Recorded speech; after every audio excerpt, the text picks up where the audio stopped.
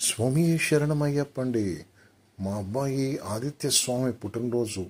మా అన్నదమ్ములు, వదినలు, బావగారు, మా చెల్లెలు, మా బంధువులు, స్వామి దీక్షలో ఉన్నవారు మరియు పిల్లలందరూ, మరియు మా మామయ్య గారండి, చాలా పెద్దవారు, అండ్ అయ్యప్ప స్వామి పూజలో చక్కగా పాల్గొని పడి పూజలో ఎంతో భక్తితో శ్రద్ధగా నిర్వహించి స్వామిని ఆరాధిస్తూ ఎన్నో భక్తి గీతాలు ఆలపించి దీపాలు వెలిగించి హారతి వెలిగించి తరువాత తీర్థ ప్రసాదాలు స్వీకరించి స్వాములందరూ భోజనం చేశాక మేమందరం భోజనం చేసి చక్కగా మాట్లాడుకుంటూ సాయంత్రం వరకు గడిపేశామండి.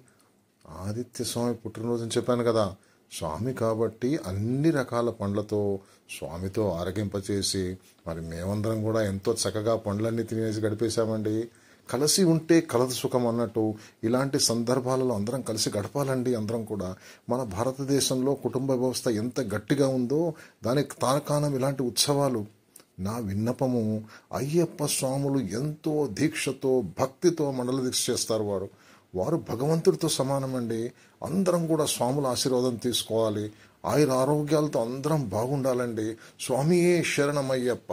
Please subscribe.